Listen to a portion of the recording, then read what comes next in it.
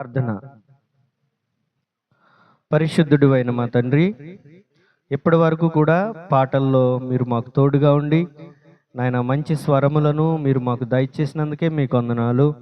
ఇప్పుడు శ్రేష్టమైనటువంటి వాక్య ధ్యానములోనికి నాయన మేము వెళ్ళుచుండగా మీరు నా ప్రక్కన నిలిచి మీ మాటలు నా నోట ఉంచమని, నాయన మీ మాటలు నాయన జీవము కలిగినవి, అవి నాయన రోగికి ఔషధం వంటివి ప్రవ్వా. నాయన అట్టి మాటలు నాయన మీరు మాకు నేర్పించమని మీ ఆత్మచేత నన్ను నింపండి. నాయన వచ్చిన ప్రతి ఒక్కరిపైన మీ దయగల హస్తం ఉంచి నాయన ఎవరెవరు ఎలాంటి హృదయంతో ఈ స్థలానికి వచ్చి ఉన్నారో నాయన వారి హృదయానికి అనుకూలముగా నాయన వారి జీవితానికి మేలుకరంగా నాయన ఈరోజు నాయన మీరు మాతో మా అందరితో మాట్లాడమని మీ ఆత్మచేత మమ్మల్ని అందరినీ నింపమని, ఈ సమయంలో ఆపరేషన్ జరుగుతున్నటువంటి తండ్రి గారిని కూడా మీరు జ్ఞాపకం చేసుకోమని, నాయన సమస్త మహిమ ఘనత మీకే కలుగునట్లుగా ఈ ఆరాధన ద్వారా కలుగునట్లుగా సహాయం దాయిచ్చేయమని నజరేయుడైన యేసు నామమున ప్రార్థించి వేడుకొనుచున్నాము తండ్రి, ఆమేన్. చూడండి, పాత నిబంధన యెహోషువ 7వ అధ్యాయము, యెహోషువ 7వ అధ్యాయము 6వ వచనం.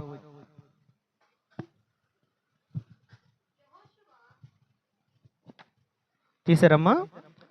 181 పాత నిబంధన యెహోషువ 7వ అధ్యాయము 6వ వచనం. యెహోషువ తన బట్టలు చింపుకొని తానును ఇశ్రాయేలీయుల పెద్దలను సాయంకాలం వరకు యెహోవా మందసము నెదుట నేల మీద ముఖములను మోపుకొని తమ తల మీద ధూళి పోసుకొనుచు అయ్యో ప్రభువా యెహోవా మమ్మును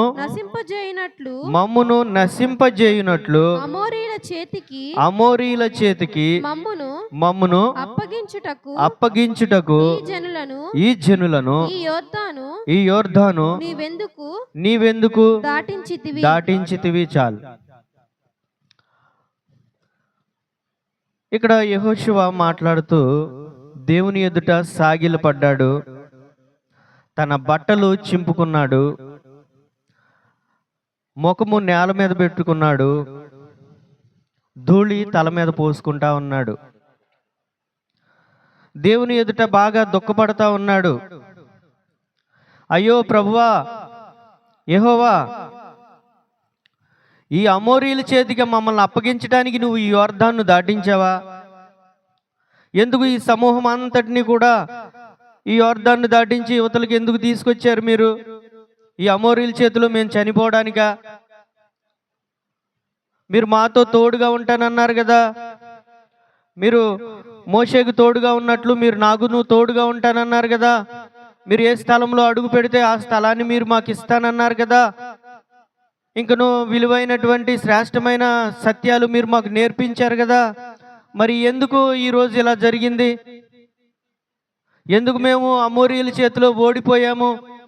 అమోరీలు మమ్మల్ని ఎందుకు తరిమి ఎందుకు మమ్మల్ని తరిమి కొడుతున్నారు అని దేవుని ఎదుట మోకాళ్ళుని సాగిలపడి ధూళి తల మీద పోసుకుంటా ఉన్నాడు. చూడండి, అంతకుముందు వారు సాధించినటువంటి విజయాన్ని బట్టి మనము ఏదైనా జయించేస్తాంలే అనుకున్నారు ఇశ్రాయేలీల ప్రజలు. అంతకుముందు వీరు చేసింది ఎవరి మీద యుద్ధం చేశారంటే యెరికో పట్టణం మీద యుద్ధం చేశారు. యెరికో పట్టణము చాలా బలమైనటువంటి పట్టణం, అది చాలా పెద్ద పెద్ద ప్రాకారములు కలిగినటువంటి పట్టణము. దానిలోనికి వెళ్ళాలన్నా బయటికి రావాలన్నా అంత సులువైన కార్యం కాదు. కానీ దేవుడు వారి పక్షా నుండి ఆ బలమైనటువంటి పట్టణాన్ని సైతము వారి చేతులకు అప్పగించారు. కాబట్టి ఇశ్రాయేలీల ప్రజలు సులువుగా దాన్ని పట్టుకోగలిగారు.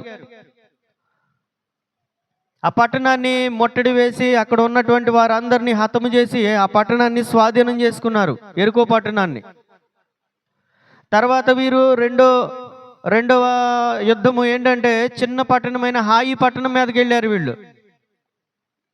హాయి పట్టణంలో ఎంతమంది ఉన్నారా అంటే ఒక 2-3 వేల మందే ఉన్నారు, మనలో సైన్యం మొత్తం కూడా వెళ్ళక్కర్లేదు, కొద్ది మంది వెళ్తే సరిపోతుంది అనుకున్నారు వీళ్ళు. 2-3 వేల మంది వెళ్ళారు వాళ్ళ దగ్గరికి. ఆ హాయి పట్టణం వాళ్ళు ఏం చేశారంటే వీళ్ళని తరిమి తరిమి తరిమి తరిమి కొట్టారు. వీరిలో ఇంచుమించు 20-35 మంది చనిపోయారు.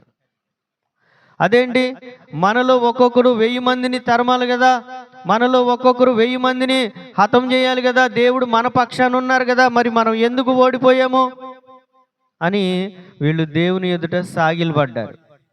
ఎప్పుడు పడ్డారండి? ఓడిపోయిన తర్వాత దేవుని దగ్గర సాగిలపడ్డారు. అయ్యా, ఈ హాయి పట్టణం మీదకి వెళ్తున్నాం మేము, మరి వెళ్ళమంటారా, మమ్మల్ని యుద్ధం చేయమంటారా అని అడిగారండి? అడగల. చేయవలసినటువంటి పనులన్నీ మనము మన ఇష్టానుసారంగా మనం చేసుకుంటూ వెళ్ళిపోతాం. వెళ్ళిపోయిన తర్వాత ఎక్కడైనా దెబ్బ తగిలితే ఏంటి ప్రభు అని అప్పుడు అడుగుతాం దేవుణ్ణి.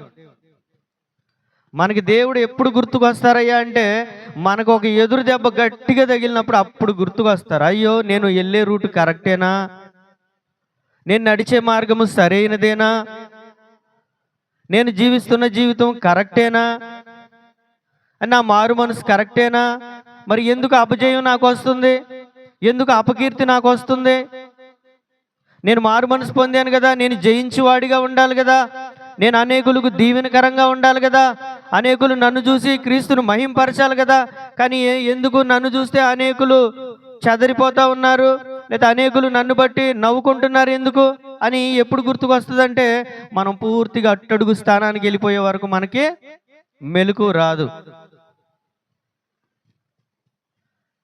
చూడండి, యోనా కూడా బాగా నిద్రమత్తుతో ఉండి వాడు అడుగు భాగానికి వెళ్ళిపోయి నిద్రపోతున్నాడు. పరిస్థితి చూస్తేనేమో చాలా భయంకరంగా ఉన్నది. ప్రాణాపాయ పరిస్థితుల మధ్య కొట్టుమిట్టాడుతూ ఉన్నారు వాడలోని వారందరూ కూడా. కానీ దేవుని సువార్తను తీసుకుని వెళ్ళే యోనా మాత్రం వాడ అడుగు భాగానికి వెళ్ళి నిద్రపోతున్నాడు. పరిస్థితులు అనుకూలంగా ఉన్నప్పుడు మనము బాగానే ఉంటాం, మనకంత సాధ్యమే అనుకుంటాం. కానీ ఒక ఎదురు దెబ్బ, ఒక గట్టి దెబ్బ తగిలినప్పుడు అప్పుడు గుర్తు వస్తారు దేవుడు. ఇక్కడ యెహోషువ దేవుని ఎదుట సాగిలపడ్డాడు, తన బట్టలు చింపుకున్నాడు, తల మీద ధూళి పోసుకున్నాడు. మనలో అనేకులు క్రైస్తవులు, దేవుని బిడ్డలైన వారు, చర్చిలకు వెళ్ళేవారు, మారు మనసు పొందినవారు, పరిచర్య చేస్తున్నవారు, సేవలో ఉన్నవారు అనేకులు ఇదే తప్పు చేస్తా ఉన్నారు. అనేకులు, ప్రభువా నా స్థితి ఏంటయ్యా, నా పరిస్థితి ఏంటయ్యా, నేను ఎలా ఉన్నాను, నేను మీకు అంగీకారంగా ఉన్నానా, నా జీవితం మీకు అంగీకారంగా ఉన్నదా, నాయనా నన్ను నేను సరి చేసుకుంటాను, నా పరిస్థితి నాకు చెప్పండి అయ్యా అని ప్రభు దగ్గర అడిగితే ప్రభు మన స్థితి మన పరిస్థితి చెప్తారు. కాబట్టి మనం సరైన మార్గంలో వెళతాం. కానీ మనం ఏం చేస్తామంటే మనం మారు మనసు పొందంగానే మనం అనుకుంటాము ఈ క్రీస్తులో లేకపోతే ఈ యొక్క ఆత్మీయ జీవితంలో మనం IAS పాస్ అయిపోయాం అనుకుంటాం. ఏం పాస్ అయిపోయాం అనుకుంటాం? మనకు తెలిసింది కొంచెం అయితే మనం ఏమనుకుంటాం అంటే IAS పాస్ అయిపోయాం మనం అనుకుంటాం. కదండి, ఇంకా చాలా ఉంది నేర్చుకోవాల్సింది. కాబట్టి ప్రతి దినము ప్రతిదినము ప్రభు పాదాల దగ్గర కూర్చుని ప్రభువా ఈరోజు నేను మీకు అంగీకారంగానే బ్రతికానా ప్రభువా, ఈరోజు నా ఆలోచనలు నా తలంపులు అన్నీ మీరు అంగీకారంగా ఉన్నాయా, నాలో ఇంకా ఏమైనా చెడు ఉందా ప్రభువా, నాలో ఏమైనా తప్పు ఉందా, నేను కఠినమైన మాటలు ఏమైనా మాట్లాడుతున్నానా, నా హృదయం మీతో సరిగా ఉన్నదా అని దినదినము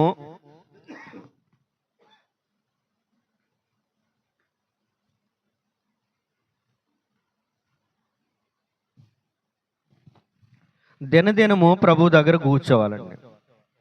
వీళ్ళు యెరికో పట్టణం మీదకి యుద్ధానికి వెళ్ళినప్పుడు దేవుడు వీరికి చెప్పారు, ఒక ప్లాన్ చెప్పారు. మీరు యెరికో పట్టణంలో మీరు అడుగు పెట్టేటప్పుడు యెరికో పట్టణంలో రోజుకు 1 మారు తిరగండి, 7వ రోజు 7 మారులు తిరగండి, ఆర్భాటంగా బోరలు ఓదండి, గట్టిగా కేకలు వేయండి, అప్పుడు గోడలు కూలిపోతాయి అని చెప్పారు. ఒక ప్లాన్ చెప్పారు, దేవుడే పంపించారు. మరి హాయి పట్టణం మీదకి వెళ్ళినప్పుడు దేవుణ్ణి అడిగారా వీళ్ళు? యెహోషువ అడిగాడా, ప్రభువా వెళ్ళమంటారా, ఇది మీ చిత్తమేనా, ఇప్పుడు వారిని మేము జయించగలమా అని అడిగాడా? అడగల. కానీ వాళ్ళు పెద్దలు కొద్దిమంది అన్నారు, ఎందుకయ్యా 2-3 వేల మంది వెళ్తే సరిపోద్ది, వాళ్ళని చాలా సులువుగా మనం ఓడించవచ్చు అని ఇశ్రాయేల్లో కొద్దిమంది పెద్దలు సలహా ఇచ్చారు. ఆ సలహా తీసుకున్నాడు, వెళ్ళాడు. కానీ దేవుడు వెళ్ళమనలేదు. ఏం జరిగింది చూడండి, పైన 4వ వచనం చూడండి. కాబట్టి జనులలో ఇంచుమించు 3,000 మంది అక్కడికి వెళ్ళిరి గాని వారు హాయి వారి ఎదుట నిలవలేక పారిపోయిరి. అప్పుడు హాయి వారు వారిలో 36 మనుషులను హతము చేసి. ఎంతమంది చనిపోయారంటే 36 మంది చనిపోయారు. చదవమ్మా. మరియు తమ గవిని యొద్ద నుండి షాబారీము వరకు వారిని తరిమి మోరాదులో వారిని హతం అంటే పరిగెత్తించి కొట్టారండి. ఒక మన భాషలో చెప్పాలంటే తరిమి అంటే పరిగెత్తించి కొట్టి చంపారు. మనలో ఒక్కొక్కడు 1000 మందిని తరమవలసిన వాడు మనలో 36 మంది చనిపోవడానికి కారణం ఏంటి అని అప్పుడు దేవుని ఎదుట సాగిలపడ్డాడు యెహోషువ. అంతకుముందు దేవుడు యెహోషువకి మంచి వాగ్దానాలు ఇచ్చారు. నేను నీకు మోషేకు తోడుగా ఉన్నట్లు నీకును తోడై ఉంటాను. నీవు ఏ స్థలంలో అడుగు పెడతావో ఆ స్థలాన్ని నీకు ఇస్తాను. నీవు బ్రతుకు దినములన్నిటా ఏ మనుషుడు కూడా నీ ముందు నిలవలేడు. ఎలాంటి భయంకరమైనటువంటి వాగ్దానాలు ఇవి! ఎలాంటి శక్తివంతమైనటువంటి వాగ్దానాలు! నీవు బ్రతుకు దినములన్నిటా ఏ మనుషుడు నీ ముందు నిలవలేడు అనే వాగ్దానము యెహోషువకి దేవుడిచ్చారు. అది చాలా విలువైన వాగ్దానం అది. మరి అలాంటి వాగ్దానము ఏమైపోయింది? దేవుడు మనలో అనేకులకు అనేక వాగ్దానాలు ఇస్తున్నారు. మరి ఆ వాగ్దానాల యొక్క నెరవేర్పు మన జీవితంలో ఎందుకు జరగటం లేదు? మన జీవితంలో దేవుడిచ్చిన వాగ్దానము ఎందుకు నెరవేర్చబడలేకపోతుంది చెప్పండి. మన జీవితంలో దేవుని వాగ్దానం ఎందుకు తప్పిపోతుందయ్యా అంటే దేవునికి అనుకూలంగా మనం లేకపోవటమే. దేవుని చిత్తానికి అనుకూలంగా మనం బ్రతకకపోవటాన్ని బట్టే దేవుని వాగ్దానం మన జీవితంలో నుండి తప్పిపోతుంది. దేవుణ్ణి వీళ్ళు అడగలేదు, మనం కూడా దేవుణ్ణి అడగం. పరిస్థితి చేజాటిపోయిన తర్వాత, అనేకులు చనిపోయిన తర్వాత అప్పుడు యెహోషువ దేవుని ఎదుట సాగిలపడ్డాడు. ముందుగానే దేవుని ముందు యెహోషువ సాగిలపడితే దేవుడు చెప్పేవారే, అయ్యా మీరు కరెక్ట్ అయిన స్థితిలో లేరు, మిమ్మల్ని మీరు పరిశుద్ధపరచుకోవాలి అని చెప్పేవారు దేవుడు. కానీ వారు సాగిలపడలా. అయితే దేవుని ఎదుట సాగిలపడినప్పుడు దేవుడు వారితో మాట్లాడుతున్నారు. చూడండి 10వ వచనంలో చూస్తున్నారా అందరూ? చదవమ్మా. యెహోవా యెహోషువతో ఇట్లా నేను లెమ్ము, నీవేళ ఇక్కడ ముఖము నేల మోపుకొందువు. ఇశ్రాయేలీలు పాపము చేసి ఉన్నారు. నేను వారితో చేసిన నిబంధనను వారు మీరి ఉన్నారు. శపితమైన దాన్ని కొంత తీసుకొని దొంగిలి బొంకి తమ సామానులో ఉంచుకొని ఉన్నారు. కాబట్టి ఇశ్రాయేలీలు శాపగ్రస్తులై తమ శత్రువుల ఎదుట నిలవలేక తమ శత్రువుల ఎదుట వెనుకకు తిరిగిరి. శాపగ్రస్తులైన వారు మీ మధ్యన ఉండకుండా మీరు వారిని నిర్మూలము చేసితేనే తప్ప నేను మీకు తోడై ఉండలేను. అర్థమైందండి?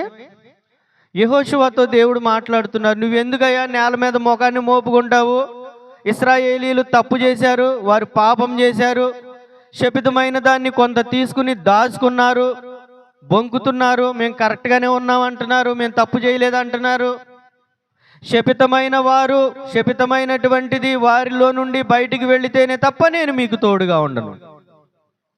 చూడండి, దేవుడు మనకి ఎంత గొప్ప వాగ్దానం ఇచ్చినప్పటికీ కూడా మనలో పాపం ఉన్నప్పుడు దేవుని శక్తి మనతో పని చేయదు. మనలో పాపం ఉన్నప్పుడు, దేవునికి వ్యతిరేకంగా మనం నడిచినప్పుడు, దేవునికి అడ్డుగా మనం నిలబడిపోయినప్పుడు దేవుడు మనకి ఎంత గొప్ప వాగ్దానం ఇచ్చినా ఆ వాగ్దానము నెరవేర్పు జరగదు. మంచి వాగ్దానాలు ఇచ్చారు యెహోషువకి, కానీ ఆ వాగ్దానం యొక్క నెరవేర్పు ఇక్కడ జరగలేదు. ఎందుకనంటే వారిలో ఉన్నటువంటి వారు శపితమైన దానిని తెచ్చుకున్నారు. మరి ఈ రోజున మన కుటుంబము వర్ధిల్లలేకపోవడానికి కారణం ఏంటి? మన కుటుంబము దేవునికి నమ్మకంగా ఉండి అనేక అద్భుత కార్యాలు, అనేకులకు దీవెనకరంగా ఉండవలసినటువంటి మన కుటుంబము, మన సంఘము ఎందుకు అనేకులు మనల్ని చూసి నవ్వుకుంటున్నారు? ఒకప్పుడు మనం గొప్పవారము అని మనల్ని మనం పొగుడుకున్నాం కదా. మరి ఇప్పుడు ఎందుకు మన సంఘము బలహీనం అయిపోతుంది? ఎందుకు మనం బలహీనం అయిపోతున్నాం? ఎందుకనంటే శపితమైనది, దేవునికి అంగీకారము లేనిది, దేవుని దృష్టిలో నీచమైన దాన్ని మనం కోరుకుంటున్నాం. దేవుడు దేన్నైతే వద్దు అని చెప్తున్నారో దాన్నే మనం తెచ్చుకుంటున్నాం. దేవుడు దేన్నైతే విడిచిపెట్టమంటున్నారో దాన్నే మనం పట్టుకుంటున్నాం. కాబట్టి దేవుని యొక్క దీవెన యొక్క నెరవేర్పు మన జీవితంలో జరగట్లేదు. శపితమైనది మన జీవితంలో ఉన్నంత వరకు, అపవిత్రమైనది మన జీవితంలో ఉన్నంత వరకు దేవుని కార్యాలు మన జీవితంలో ఎన్నడూ జరగవు. దేవునికి అనుకూలంగా మనం ఉన్నంత వరకే దేవుని యొక్క శక్తి మనతో ఉంటుంది. దేవుడు మన నుంచి దేన్ని కోరుకుంటున్నారు? దేవుడు మన నుంచి దేన్ని కోరుకుంటున్నారు? నీ హృదయంలో నన్ను నింపుకోగలవా? నన్ను ఆరాధించగలవా? నేను చెప్పిన మాటను బట్టి నువ్వు నడవగలవా అని దేవుడు అడుగుతున్నారు. కానీ దేవుని మాటలు మనం పక్కన పెట్టి మన ఇష్టానుసారంగా మనం జీవిస్తే, దేవుడు వద్దన్న దాన్ని ఏమో మనం తెచ్చుకుని దాచుకుంటే, దేవుడు ఈ త్రోవలో నువ్వు వెళ్ళొద్దు అని చెప్తే అదే త్రోవలో మనం నడిస్తే దేవుని యొక్క దీవెన మనకి ఎలా వస్తుంది చెప్పండి? దేవుడు మనల్ని దీవించాలి, ఆ దీవెన యొక్క వాగ్దానము మనలో నెరవేర్చాలి అంటే మన మార్గము వంకరగా ఉంటే, మన ఆలోచనలు వంకరగా ఉంటే మనల్ని ఎలాగ దీవిస్తారు దేవుడు? ఎన్నటికీ దీవించలేరు. శపితమైంది మీలో నుండి తీసి బయట పారవేయాలి. అపవిత్రమైనది ఏదైతే ఉందో అది మన నుంచి బయటికి వెళ్ళిపోవాలి. ఈరోజు ప్రభు నీతో మనతో సూటిగా చెబుతున్నటువంటి ప్రశ్న ఏదయ్యా అంటే, అపవిత్రమైనది నీలో ఏమున్నది?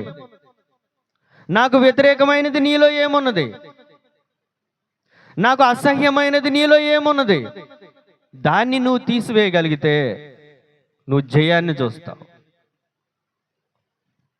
చూడండి, దేవుడు సౌలుకు ఒక నూతన హృదయాన్ని ఇచ్చారు. దేవుడు సౌలుకు ఒక నూతన హృదయాన్ని ఇచ్చారు.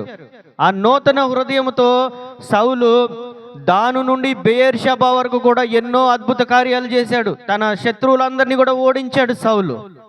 కానీ దేవుడు చెప్పిన పని మాత్రం సౌలు చేయలేకపోయాడు. దేవుడు మనకు ఒక విజయాన్ని ఇస్తే, మరొక విజయాన్ని ఇస్తే మన స్థితిని మనం మర్చిపోతాం. సౌలు కూడా అలాగే దేవుడు ఇచ్చినటువంటి అద్భుత విజయాలను బట్టి తన స్థితి అంతా మర్చిపోయాడు సౌలు. దేవుడు ఒక పని చేయమంటే తాను మరొక పని చేశాడు. దేవుడు ఒక పని కోసం ఆయన్ని నియమించుకుంటే అతను మరొక పని చేస్తూ ఉన్నాడు. నీ పని నువ్వు చేయాలి, నా పని నేను చేయాలి. కానీ సౌలు తన పని తాను చేయకుండా యాజకుడు చేయవలసిన పని సౌలు చేశాడు. కానీ దేవుడు ఆయన్ని ఏం చేశారు? ఆయన్ని కొట్టివేశారు. అతడు జయించవలసిన వాడే, ఇశ్రాయేలీయులకి మొట్టమొదటి రాజు అతను. కానీ ఎందుకు అతను ఓడిపోయాడు?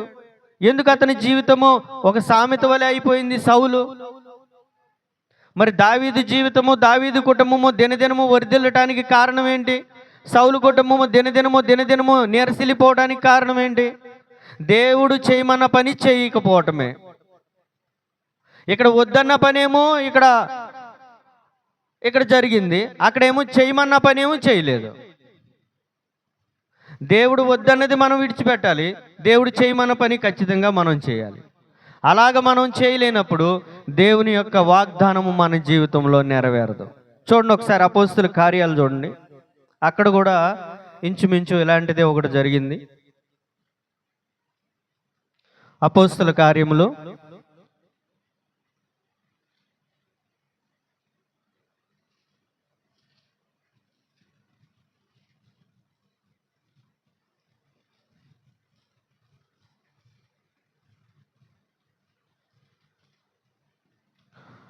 8వ అధ్యాయము 21వ వచనం. తీసారమ్మా? కొత్త నిబంధన 110, పేజీ నెంబర్ 110, 8వ అధ్యాయము 21వ వచనం చూడండి. నీ హృదయము దేవుని ఎదుట సరి అయినది కాదు గనుక ఈ కార్యమందు నీకు పాలు పంపులు లేవు. కాబట్టి ఈ నీ చెడుతనము మానుకొని మారు మనస్సు నొంది ప్రభువును వేడుకొనుము. ఒకవేళ నీ హృదయ ఆలోచన క్షమించబడవచ్చును. నీవు ఘోర దుష్టత్వములోను దుర్నీతి బంధకములోను ఉన్నట్టు నాకు కనబడుచున్నదని చెప్పాను. చాలు. చూడండి, ఈ మాటలు ఎవరిని గురించి రాయబడి చెప్పండి. ఈ మాటలు ఎవరిని గురించి రాయబడి చెప్పండి. ఏమా, ఎవరిని గురించి రాయబడి చదివి చెప్పండి. అన్నగారు, ఎవరిని గురించి రాయబడి? గారడి సీమోను గురించి రాయబడి. అవునా? ఇక్కడ ఫిలిప్పు సమరయ పట్టణానికి వచ్చాడండి. సమరయ పట్టణానికి వచ్చి దేవుణ్ణి ప్రకటిస్తూ ఉన్నాడు ఫిలిప్పు. దేవుడు ఫిలిప్పు ద్వారా అనేక అద్భుత కార్యాలు చేయిస్తూ ఉన్నారు, అనేక సూచక క్రియలు చేయిస్తూ ఉన్నారు దేవుడు. స్త్రీలు కానీ పురుషులు కానీ అనేకులు ఫిలిప్పు చెప్తున్నటువంటి వాక్యాన్ని విని బాప్టిస్మం పొందుతున్నారు. ఫిలిప్పు సమరయ పట్టణానికి రాకముందు ఆ పట్టణంలో మరొక వ్యక్తి ఉన్నాడు. ఎవరతను? సీమోను, గారడి సీమోను. ఇతడు ఆ పట్టణంలో గారడీలు చేయొచ్చు తానెవడో గొప్పవాడిని అని చెప్పుకుంటున్నాడు. ఏం చెప్పుకుంటున్నాడండి? తానెవడో ఒక గొప్పవాడినని చెప్పుకొనుచు సమరయ ప్రజలను విభ్రాంతి పరచుచుండెను. ఆశ్చర్యానికి గురి చేస్తున్నాడు. అరే, ఇతడు చేసే కార్యాలు దేవుని శక్తి లేకపోతే ఎలా జరుగుతాయి అనుకుంటున్నారు అందరూ. చిన్నవారు మొదలుకొని గొప్పవారు మొదలుకొని అందరూ కూడా అతని యందు లక్ష్యం ఉంచారు. ఎవరు యందు లక్ష్యం ఉంచారు? సీమోను గారడి వాడి మీద లక్ష్యం ఉంచారు.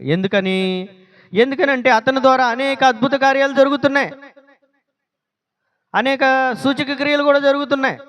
దేవుని యొక్క మహాశక్తి అనబడిన వాడు వీడే, దేవుని శక్తి అంతా ఇతనిలో ఉంది అనుకుంటున్నారు ప్రజలు. కానీ అది నిజమైన దేవుని శక్తి అనండి. అయితే ఫిలిప్పు వచ్చాడు, సమరయ పట్టణానికి ఫిలిప్పు వచ్చాడు. ఫిలిప్పు ద్వారా దేవుడు అనేక అద్భుత కార్యాలు చేపిస్తున్నారు. వ్యాధిగ్రస్తులు స్వస్థపడుతున్నారు, మాటలు రాని వాళ్ళు మాట్లాడుతున్నారు, కంటి చూపు లేని వారు కంటి చూపు పొందుతున్నారు. అనేక క్రియలు, అద్భుతాలు ఫిలిప్పు ద్వారా దేవుడు చేయిస్తున్నారు. అయితే ఈ సీమోను కూడా ఈ ఫిలిప్పును చూసి ఈయన విభ్రాంతి పడ్డాడు. అరే, నేను అయ్యో మంత్రతంత్రాలు చేసి ఈ ప్రజలందరినీ కూడా ఆశ్చర్యానికి గురి చేస్తుంటే ఇతడి ద్వారా దేవుని కార్యాలు జరుగుతున్నాయి అని చెప్పి ఈ ఫిలిప్పును వెంబడిస్తా ఉన్నాడు. వింటున్నారండి? వింటున్నారా? ఫిలిప్పు చేసే అద్భుత కార్యాలు చూసి ఈ సీమోను కూడా మారు మనసు పొందాడు, బాప్టిసం తీసుకున్నాడు. తీసుకున్న తర్వాత ఏం జరిగిందయ్యా అంటే 17వ వచనం చదవండి అమ్మా. అప్పుడు పేతురును యోహానును వారి మీద చేతులుంచగా వారు పరిశుద్ధాత్మను పొందిరి. అపోస్తులు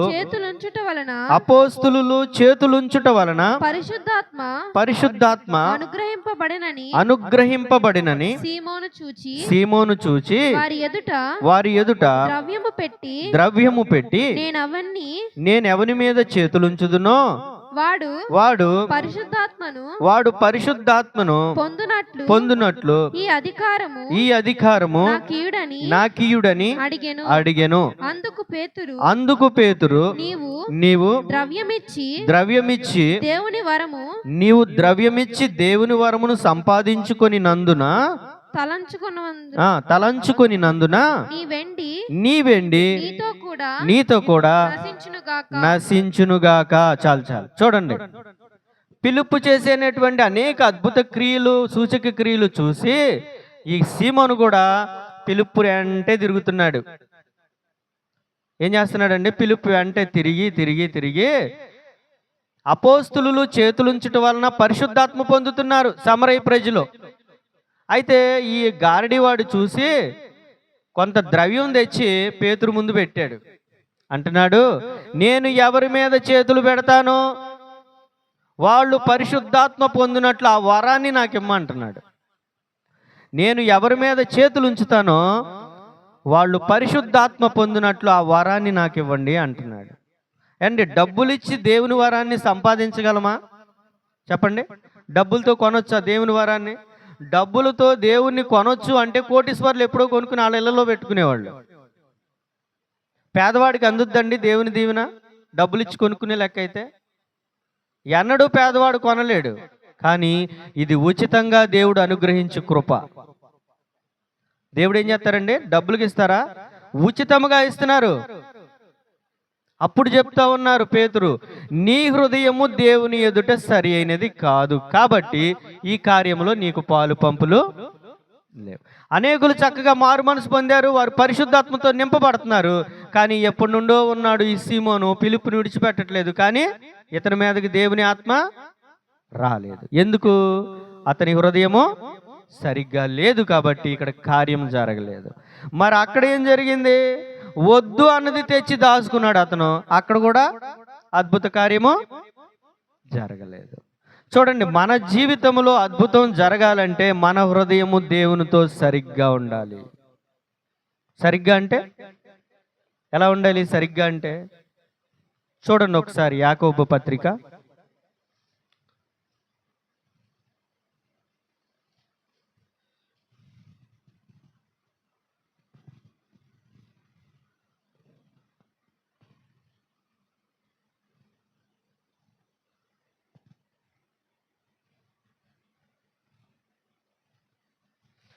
1 పేతురు చూడండి. ముందు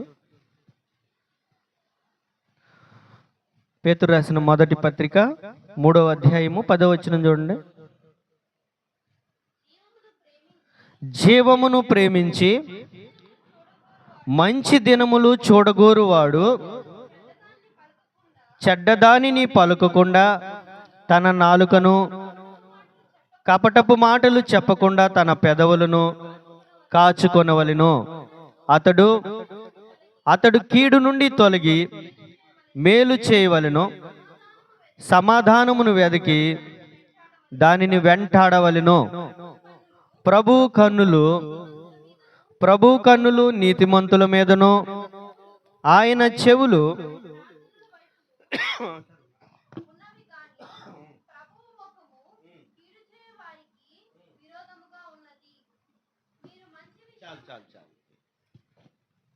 చూడండి ఏం రాయబడి ఉంది ఇక్కడ. జీవమును ప్రేమించి మంచి దినాలు మీరు చూడాలనుకుంటే చెడ్డదానిని పలకకుండా నాలుకను కాపాడుకోవాలి, కపటపు మాటలు చెప్పకుండా పెదాలను కాపాడుకోవాలి. అతడు కీడు నుండి తొలగి మేలు చేయాలి, సమాధానాన్ని వెతికి వెంటాడాలి. మనం దేన్ని వెంటాడుతున్నాం? సమాధానాన్ని వెంటాడగలుగుతున్నామా? ప్రభు కన్నులు నీతిమంతుల మీదను, ఆయన చెవులు వారి ప్రార్థనల వైపును ఉన్నాయి. ఎవరి ప్రార్థన దేవుడు ఆలకిస్తారంటండి? నీతిని వెంటాడే వారి యొక్క ప్రార్థన వైపు దేవుడు తన చెవులు, తన కనులు ఉన్నాయి. మరి కీడు చేసేవారికి ఇప్పుడు చూడండి, యాకోబు చూడండి.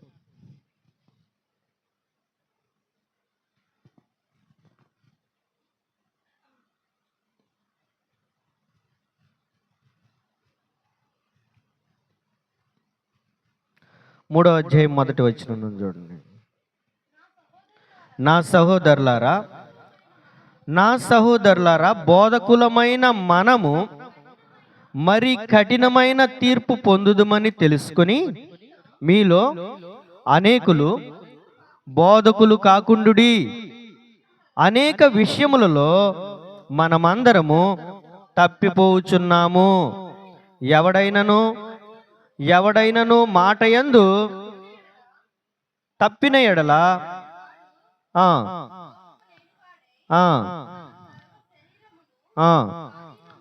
స్వాధీనమందుంచుకొన శక్తి గలవాడగును.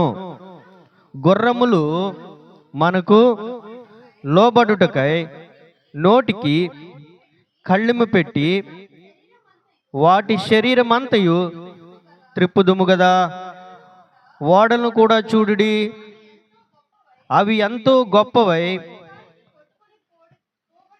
పెనుగాలికి కొట్టుకుని పోబడినను ఓడ నడుపువాని ఉద్దేశము చొప్పున మిక్కిలి చిన్నదగు చుక్కాని చేత త్రిప్పబడును. అలాగుననే నాలుక కూడా చిన్న అవయవమైనను బహుగా అదిరిపడును.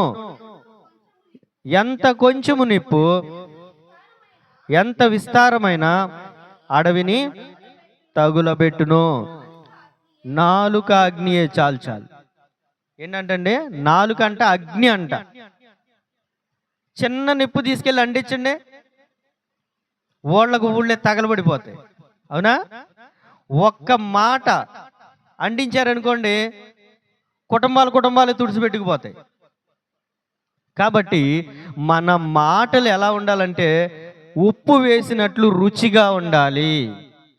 బలహీనంగా ఉన్న వారికి బలాన్ని ఇచ్చేవిగా ఉండాలి. ఆదరణ చెడిన వారికి ఆదరణ కలిగించేవిగా ఉండాలి. ఇతరులకు ప్రేమ పుట్టించేవిగా ఉండాలి. అలాంటి విలువైనటువంటి మాటలు దేవుడు మన నోట ఉంచారండి. మరి దేవుడు మన నోట ఉంచినప్పుడు మనం ఇతరులకు ఆశీర్వాదకరమైన మాటలు మనం మాట్లాడాలా, శాపగ్రస్తమైన మాటలు మనం మాట్లాడాలా? చూడండి, ఇతరులకు ఆశీర్వాదకరమైన మాటలు మనం చెప్పాలా, శాపగ్రస్తమైన మాటలు చెప్పాలా? చూడండి, 10వ వచనం చూడు తల్లి. ఒక్క నోట నుండి ఆశీర్వచనములు శాపవచనమును బయలు వెళ్ళును. నా సహోదరులారా, ఇలాగుండకూడదు. నీటి బుగ్గలో ఒక్క జల నుండి తీయని నీరును చేదు నీరును ఊరవు కదా. చాలు.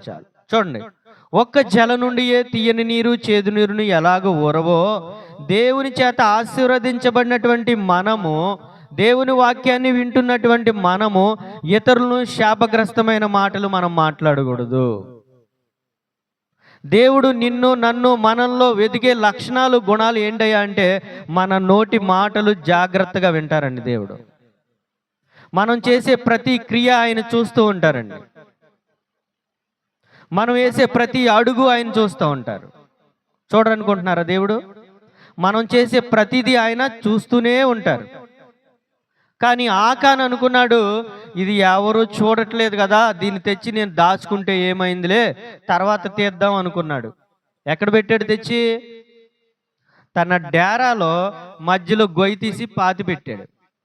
తన డేరా మధ్యలో గొయ్యి తీసి, ఏమండి, అవి నాకు కనబడకపోవచ్చు, మీకు కనబడకపోవచ్చు, కానీ దేవునికి కనబడవండి. దేవునికి కనబడవా? మన శరీరంలో, మన కాలులో ఎంత ముళ్ళు దిగిందండి, ఎంత ముళ్ళు దిగింది. బయటికి కనబడట్లా, బాగా లోపలికి వెళ్ళిపోయింది.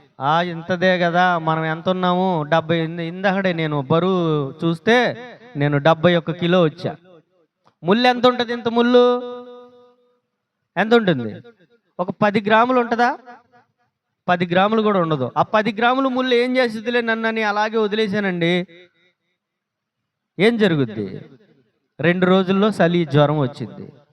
కాలు కింద పెట్టగలనా? లోనుంటే పెట్టగలమా? ఒక బిందుడు మంచినీళ్ళు ఉన్నాయండి, ఒక 2 చుక్కలు అందులో విషపు బొట్లు వేసాం, ఏమవుతుంది?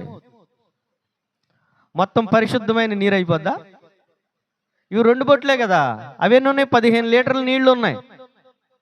15 లీటర్ల నీళ్ళల్లో 2 చుక్కలు విషపు బొట్లు వేస్తే ఏం జరుగుతుంది? మొత్తం విషం అయిపోద్ది. ఇశ్రాయేలీల ప్రజలు లక్షల్లో ఉన్నారు, కానీ ఒక్కడు తప్పు చేశాడు. ఎవరు చేశారండి తప్పు? ఒక్కడే చేశాడు. అందుకని దేవుడు చెప్తారు, ఈ ఆజ్ఞలన్నింటిలో ఒక్క ఆజ్ఞని నువ్వు తప్పిపోయిన అట్లా ఆజ్ఞలన్నింటిలో అపరాధి అయిపోతావు. నీ జీవితంలో ఏ మచ్చ కనబడకూడదు, ఏ అవిధేయత కనబడకూడదు, ఏ పాపమైనా కనబడకూడదు. నీలో ఏదైనా బలహీనత ఉంటే అది నా పాదాల దగ్గర విడిచిపెడితే నేను క్షమిస్తానంటారు దేవుడు. ఎంత ముళ్ళు 70 కిలోలు ఉన్నటువంటి మనిషి సైతము గజగజ వణికిపోతాడు. వణికిపోడా? 2 బొట్టులు ఉన్నటువంటి ఆ విషము మన ప్రాణానికే ప్రమాదం అయిపోద్ది. లక్షల్లో ఉన్నటువంటి ప్రజలలో ఒక్కడు తప్పు చేశాడు. ఆ తప్పును బట్టి ఇంచుమించు 36 మంది చనిపోయారు. మన జీవితంలో ఏది ఆటంకం ఉందో, మనం ఆత్మీయంగా ఎదగలేకపోవడానికి ఏది కారణం అయిపోతుందో, మన నోటి మాటలు కారణమైపోతున్నాయా, మన హృదయ స్థితి కారణమైపోతుందా, లేదా మన పాపం మనకు అడ్డైపోతుందా, మన అవిధేయత మనకు అడ్డైపోతుందా, ఏది ఈ రోజున ఆత్మీయ జీవితంలో మనం ఎదగటానికి ఆటంకం అయిపోతుంది?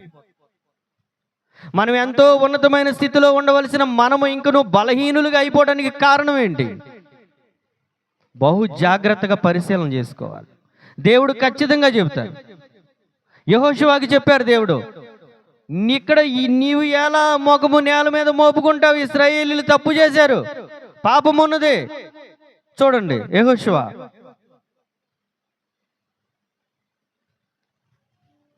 8వ అధ్యాయం చూడండి.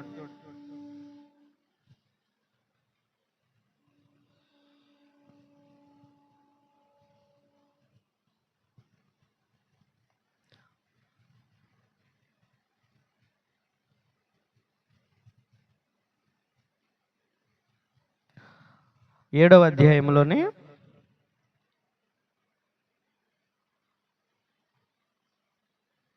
16వ వచనం నుండి చదవండి. కాబట్టి యెహోషువ ఉదయమున లేచి ఇశ్రాయేలీయులను వారి గోత్రముల వరుసను బట్టి దగ్గరకు రప్పించినప్పుడు యోధా గోత్రము పట్టబడెను. యోధా వంశము దగ్గరకు రప్పింపబడినప్పుడు జరాహీయుల వంశము పట్టబడెను. జరాహీయుల వంశమును పురుషుల వరుస దగ్గరకు రప్పించినప్పుడు జబ్ది పట్టబడెను. అతని ఇంటి పురుషులు వరుస దగ్గరకు రప్పింపబడినప్పుడు యోధా గోత్రములోని జరాహు మునిమనవడును జబ్ది మనవడును కర్మి కుమారుడైన ఆకాను పట్టబడెను. దొరికాడండి దొంగ. మన పాపమే మనల్ని పట్టిస్తుందండి మరణానికి. ఏం పట్టిస్తుందండి? పాపము పరిపక్వమై మరణమును కనును. పాపం చేశాడు, తప్పు చేశాడు, నన్ను ఎవరు చూడలేదులే అనుకున్నాడు. కానీ ఏం జరిగింది? దేవుడి నుండి ఎవరైనా తప్పించుకోగలరా? వరుసగా నుంచోబెడితే దొరికిపోయాడు. ఒక్కొక్కరిని చూసుకుంటా వస్తే ఆకాను దొరికిపోయాడు. అప్పుడు అడుగుతున్నారు ఆకారును. అప్పుడు చెప్తున్నాడు 22 చూడమ్మా. అప్పుడు యెహోషువ దూతలను పంపగా వారు ఆ డేరా యొద్దకు పరిగెత్తి చూచినప్పుడు అది డేరాలో దాచబడి ఉండెను. ఆ వెండి దాని క్రింద ఉండెను. కాబట్టి వారు డేరా మధ్య నుండి వాటిని తీసుకుని ఆ ఆ ఉంచిరి. తరువాత యెహోషువయు ఇశ్రాయేలీయులందరూ జారాహు కుమారుడైన ఆకానును ఆ వెండిని, ఆ పై వస్త్రమును, ఆ బంగారు కమ్మిని, ఆకాను కుమారులను కుమార్తెలను, ఎద్దులను, గాడిదను మందను, డేరాను, వానికి కలిగిన సమస్తమును పట్టుకొని ఆకోరు లోయలోనికి తీసుకుని వచ్చిరి. అప్పుడు మా బాధపరిచితివి, నేడు యెహోవా నిన్ను బాధపరుచుననగా ఇశ్రాయేలీలందరూ వానిని రాళ్లతో చావగొట్టిరి. వారిని రాళ్లతో కొట్టిన తరువాత అగ్ని చేత కాల్చి వారి మీద రాళ్లను అది నేటి వరకు ఉన్నది. అప్పుడు యెహోవా కోపోద్రేకము విడిచిన వాడే మళ్ళుకొనెను. అందుచేత నేటి వరకు ఆ చోటికి ఆకోరు లోయ అని పేరు పెట్టెను. చాలు చూసారండి, ప్రజలలో నుండి పాపము బయటికి వెళ్ళిపోయింది, వారిలో ఉన్నటువంటి పాపము బయటికి వెళ్ళిపోయింది. అప్పుడు దేవుడు వారికి అద్భుత విజయాన్ని ఇచ్చారు. మరి పాపము వారిలో ఉన్నప్పుడు 36 మంది చనిపోయారు. పాపములో ఉండి మనం ఎంత ప్రార్థన చేసినప్పటికీ కూడా ఆ ప్రార్థనకు ప్రతిఫలము రాదు, ఫలితము రాదు. మన హృదయము దేవునితో సరిగా లేకోకుండా మనము పరిశుద్ధాత్మ దేవుణ్ణి పొందలేము. ఎన్ని మీటింగులు అయినా పెట్టండి, ఎన్ని లైట్లు అయినా కట్టండి, ఎన్ని సౌండ్ బాక్సులు అయినా పెట్టండి, ఎంత పెద్ద ప్రసంగాలైనా చేయండి, కానీ మన మీదకు పరిశుద్ధాత్మ దేవుడు రాలేడు. ఎందుకనంటే పాపము మనలో ఉన్నప్పుడు దేవుని శక్తి పని చేయదు. చూడండి, చేతికి ఒక గాయమైందండి, లోపల ఉంది కుళ్ళంతా, పైన మనం జందుబాం రాస్తున్నాం, తగ్గిద్దా? తగ్గదు. లోపల నుండి దాన్ని కోసి ఆ భాగము ఏదైతే కుళ్ళిపోయిన భాగము ఏదైతే ఉందో దాన్ని బాగా కడగాలి. కడిగి ఆ కుళ్ళిపోయింది తీసేసిన తర్వాత మాత్రమే అది నయమవుతుంది. కానీ ఆ గాయం లోనకి అలాగే ఉందండి, లోపలికల్లా ఉంది గాయం, కానీ మనం పైన రాస్తున్నాం, ఏం జరుగుతుంది? ఏమీ ప్రయోజనం లేదు. అలాగే మన హృదయంలో మోసం ఉన్నప్పుడు, మన హృదయంలో పాపం ఉన్నప్పుడు, మన జీవితంలో అవిధేయత ఉన్నప్పుడు, మనం దేవునికి వ్యతిరేకంగా నడుస్తున్నప్పుడు దేవుడు ఎన్ని అద్భుత కార్యాలు మన జీవితంలో చేయాలన్నా అవి మన జీవితంలో జరగవండి. ఒకసారి అమ్మగారు మెడ్రాస్లో ఉన్నప్పుడు, అయ్యగారు మెడ్రాస్లో ఉన్నప్పుడు కోళ్ళకు తెగుళ్ళు వచ్చి చనిపోతున్నాయి. ప్రభు ఎదుట సాగిలు పడ్డారు వీళ్ళిద్దరు కూడా. అయ్యా, ఏంటయ్యా కోళ్ళు ఎందుకు చనిపోతున్నాయి అని అంటే దేవుడు వారికి ఒక మాట చెప్పారు. అమ్మ, మీ వంటవాడు పాపంలో పడ్డాడు, ఆ పాపంతోనే మీ మధ్యలో ఉన్నాడు, కాబట్టి జయము రాదు, తెగుళ్ళు వచ్చినాయి అందుకని అని చెప్పారు. ఆయన పిలిచారు, ఏమయ్యా వెళ్ళి మారు మనసు పొంది ప్రభువుని వేడుకుని పశ్చాత్తాపడి అప్పుడు మా మధ్యకి రా అని పంపించేశారు. అప్పుడు ఆ తెగులు ఆగిపోయింది. పాపము మనలో ఉండి గొప్ప ప్రసంగం నేను చేస్తే మీకే మేలు దొరకదు. నేను విరిగి నలిగిన హృదయంతో ప్రభు సన్నిధిలో మీకు ఒక్క చిన్న మాట చెప్పినా సరే అది మీ జీవితానికి మేలుగా ఉంటుంది.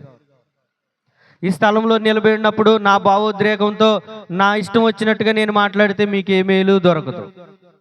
ఇక్కడ నిలబడిన వ్యక్తి 4 మాటలైనా ప్రభు మాటలు తెచ్చి మీకు చెప్తే అవి మీకు ఎంతో మేలుకరంగా ఉంటాయి. కాబట్టి ఆకాను చేసినటువంటి తప్పు మనలో ఎక్కడైనా ఉంటే, ఏదైనా మన హృదయంలో దాచబడినది ఏదైనా ఉంటే, మన జీవితంలో దాచబడినది ఏదైనా పాపం ఉంటే, లేకపోతే అవిధేయత ఉంటే, లేకపోతే ప్రభువుకు వ్యతిరేకంగా మాట్లాడిన జీవితం ఏదైనా ఉంటే దాన్ని మనం ఇప్పుడే ఒప్పుకుంటే దేవుడు మన జీవితంలో అనేక అద్భుత కార్యాలు చేయడానికి సమర్థుడండి. దేవుని యొక్క శక్తిని నిర్వీర్యం చేసే వారిగా మనం ఉన్నాం. దేవుని యొక్క శక్తి మన దగ్గరికి రాలేకపోవడానికి కారణం ఏంటంటే మనమే. మన హృదయము దేవునితో సరిగా లేనప్పుడు పరిశుద్ధాత్మ దేవుడు మన మీదకి రాలేడండి. మన జీవితంలో అద్భుత కార్యాలు జరగవు, మన పిల్లల జీవితాల్లో అద్భుతాలు జరగవు. మనం ఎప్పుడు బలహీనులుగానే ఉంటాం. కానీ దేవుడు అంటున్నాడు, నిన్ను తలవలే చేయడానికి నేను నిన్ను పిలిచాను. మీలో ప్రతి ఒక్కరూ అనేకులకు ఆశీర్వాదకరంగా ఉండటానికి నేను పిలిచాను. కానీ మీరు ఎలా ఉన్నారు? ఒక్కమారు పరిశీలన చేసుకుందాం, ప్రార్థన చేద్దాం. తలలో ఉంచండి, కొన్ని నిమిషాలు మనం ప్రార్థన చేద్దాం. ఎవరు మౌనంగా ఉండొద్దు, ప్రార్థన చేద్దాం.